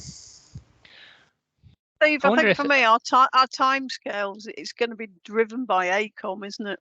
It is. Because until we've had that conversation with them and work out what they will or won't do, or if we need to go and commission some more work from locality to get them to do it, then that's going to take some while. So we're not going to be going to Richard Aldred, I don't think, this next month. No, but let's ask the clerk whether we need full council permission to talk to ACOM. I don't think we need full council permission to talk to ACOM. We'd need it to. We'd need it if we're going to spend money, wouldn't we? Yeah. But if we can get locality money again. We don't know what money is involved, but we can get a sort of general vague. But we're asking them to approve documents that have been prior approved by the full council. But we're doing that all the time anyway, aren't we? Every item of discussion tonight, we're doing that without full council's approval for every word. Yeah, because we're not spending money, are we? No. Okay, so that's good. All right. Yeah. Well, I agree with Philip. Full council had agreed all the documentation, and we'd said we'll go back if we think it's changed significantly. So we probably do need to send it back once we're happy. But I think we do need to go to ACOM first and have that initial conversation as to what they can do for nothing under what they've already done, what they can reopen for us, and then if they think we need another package, we've got to go around that loop, haven't we? Yeah. Well, as soon as Lee comes back to me, I'll go to Dr. Ding and say my comment yesterday, as you know, was I'm not even sure if he's still with the company, because it's been 2 years. But we can certainly go back to him and say, and then he can take a view as to whether he passes it to his superiors or not. And then revert to us. Okay. Yeah. Right. So we can't make any recommendations to full council until we hear from ACON. That's what we're kind of saying, isn't it? But we can get on with the landowners, can't we? Yeah, we can. Yeah. So I think you, me, and Eve can talk about what propositions or resolutions we're bringing to full council, and Mark won't be at all surprised when he sees them on the agenda. Okay, is that fair enough? Yep. Okay, so moving on then to 22/23/16 Reg 14 consultation. Well, I think we've done most of that. We need a pretty document to go to Reg 14. We're all good to go. With that, don't know if there's any more to say on that. I think last time Lee gave us his document, didn't he, around what he thought the comms should be around it. But Yes. at some point we will need to talk around if we're going to do any events, how we're going to do them, what we're going to structure, what input we might want from the EMAC to help us if there is anything. I'm just going to try and ensure we bring those two things together so that whatever we do, we're doing corporately. So. Yes. So Ian Cunningham, some guidance on how we need to go about the consultation. Yeah, well, it's basically web based. It's they do they steer us through Reg 14 or do they just do Reg 16, Lee? No, Reg 14 is entirely in your hands, which is why we gave that briefing note, because there's regulations set down precisely who you must consult and how you should do it. Right. And the note is drawn from those regulations, and the absolute key ones are you have to consult Bradford clearly, and then the statutory consultees that were listed in the note that are in the regulations, because that is absolutely vital. But all of those are referring. But in terms of the rest of it, in terms of the rest of it, it's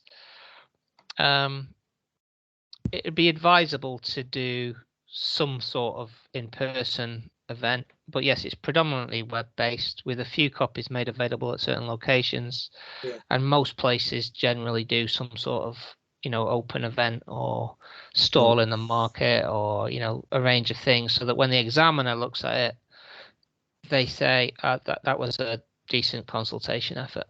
Well, we have an Excel spreadsheet which is email driven for the pubs and the clubs and the bell ringers and the things like that. We have a proposal to distribute 11,000 postcards to letterboxes, which is the same distribution we use on the annual newsletter. That's been costed, so that will point people to our website, and then we need some sort of collation for getting the feedback collated. How do we do that? Do we have a response form on the web, and therefore we need to talk to our website design team to figure that one out, because I do remember Roz was talking to us about whether we could sub it out to a consultation-led company. And I thought she was talking about using something like SurveyMonkey, which would collate the results for us. Yes, but it is a job of work. It is a job of work. It's certainly something that creates a lot of data. If you have somebody, it might be cost effective for you to do it that way. What you want is if you're going to use something like SurveyMonkey, then you want to limit the number of questions, because I did one recently for a place near where I live, and they had 20 questions, and there were 273 responses. Many of them were like indicate your degree of of agreement, from 1 to 5, but then they left free comments, and there were 20 opportunities to leave a free comment, which generated thousands of comments, which you then had to put in a spreadsheet, and you have to analyze them, because the examiner wants to see that every comment has been addressed. and that's quite a task. So in the design of any survey that you carry out, or any means of engaging people, you need to have a means of collecting the information. So equally, if you have like an in-person event, then if they're encouraged to leave comments, then what's the format in which they're leaving those comments? Yep. This one I was talking about, simply let people put things on post-it notes. So I literally had to assemble the photographs of all the post-it notes and put them in a document, and then say what they said, and then explain how it was addressed. So yeah, the more complicated and long-winded you make the surveys and the means of engaging, the more data you're going to create that then needs to be gone through at the back end to demonstrate how the plan is addressing the comments that have been made. Wow. Because examiners are really hot on that for some reason. Yeah. I mean, they literally, one random comment, you haven't addressed it, I'm guessing we need a sub-meeting on that totally on its own now. I don't think we're quite there yet, though, are we? No. On the process of how we do it. I think we should certainly be stepping down that path, don't we, Eve? We know what the document looks like. We know it will have a web address, and we know what the chapters are, and we know what's in it. So, the 20 questions from SurveyMonkey, or even indeed, are we going to use SurveyMonkey? Are we going to put it out to a consultation house? But if it's going to be another 2 months before we hear back from ACOM, we're sort of we're getting ahead of ourselves, aren't we? Okay. Do you know what I mean? I'm not trying to put a dampener on it, but I'm just thinking. We need to go step by step, as you suggest, Steve. That's the best way. I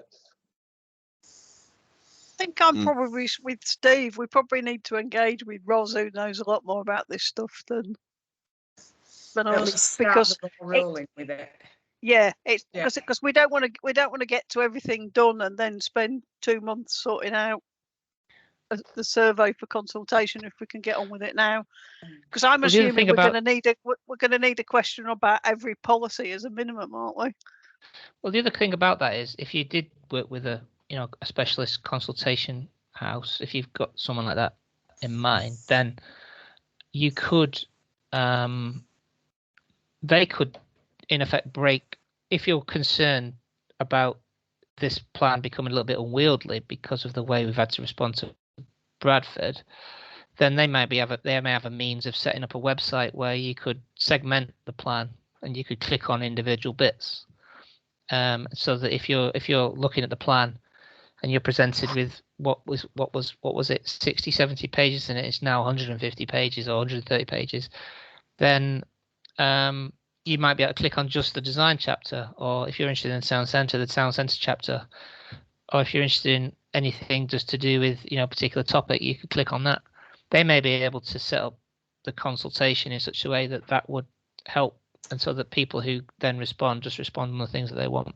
I mean, they'll have all sorts of ideas on that sort of thing, but it'd be a good thing if you do have the ability to do that. Yeah.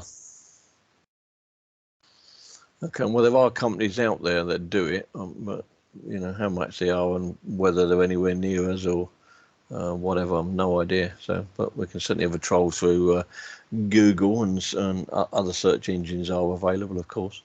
I understand Bradford do it, don't they? What, in their Opus Consulting? Yeah. Yeah, their Opus Consulting is a word-based document, which is the Reg 16. So they did do the consulting for Tong and somewhere else, and they went after public comment and everything. Well, they do it for everyone, but that's the Reg 16, and they basically take our lovely Reg 14 document and throw it into a Word document and put it through their Opus Consulting link. So they do it again, basically, Mark, but it's a different thing and a different purpose. I think they could lead the likes of Tong and other places that weren't as far advanced with the people doing it. I think Bradford drove it through themselves, from what Ian Cunningham told me, anyway. Okay. But anyway, so look at it, Just go with the flow. But you won't get a consultant cheap for doing No. that. That won't be cheap. No. Yeah, well, as Philippa said, maybe Ros Dawson's got a pet one under her eye. We can ask. Right. Okay. So that's Reg 14. Right, project plan. Well, that's definitely screwed now, isn't it? 22, 23, 17 project plan. I would suggest we make no changes to the project plan and make no recommendations to the full council other than giving a list of things that we're on with. Yep. You know, an update, which I'm more than happy to provide a written update and buzz it past team members to say, is this what we think where we are? That will just basically come out from conversations with Lee about ACOM and Eve about money, I guess. Yeah. All right. Fine. Okay. So shall I close the meeting and reference the date of the next meeting, which is in August? But any suggestions of when in August? Well, that's a Well, I'm on holiday if you need me there. Well, Leaving on the. I would suggest the 16th, I guess, or the 16th or the 23rd. If we're talking about it's a Tuesday, 16th or 23rd. I'm here on the 23rd. I'm away on the 16th. Well, 23rd then. 23rd then, Philippa, Eve. That's fine by me. Can't think of any reason why not. Well, I can think of loads of reasons why not, but none of them are relevant. 22. We probably need a couple of intervening We do. Yeah. meetings anyway, don't we? Yeah. Well, let's. Are you going to have a chat with Ros, or Eve's going to have a chat with Ros about consultation companies? I'll have a chat with her. Leave it a day or so because Yeah. let her get a bit better. Yeah. And then I'll go down the route of ACOM. And throw some propositions to full council, to you and Eve, and see what we can come up with there, and see if we can move this ship on a bit. Okay. Yeah, because if ACOM will reopen the documents and do some minor stuff to them, then we could just crack on, can't we? Speeds it up a bit. Yeah. Okay. Well, thank you, team. Thank you very much indeed for your time, and we'll see you on the 23rd of August.